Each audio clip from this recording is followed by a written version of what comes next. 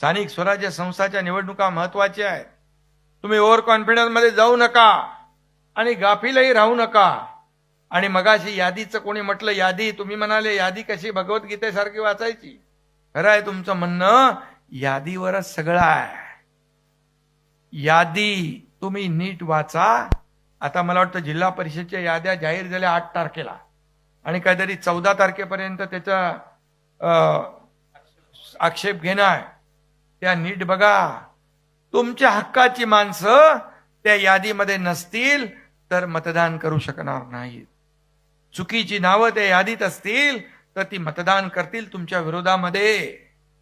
आणि आपला जिंकणारा उमेदवार पराभूत होऊ शकतो. हा धोका लक्षात घ्या. हा धोका लक्षात घ्या. आणि यादी अतिशय पद्धतशीरपणे यादीचा अभ्यास करा. आपल्या हक्काची माणसं जी आहेत की नाही ती बघा.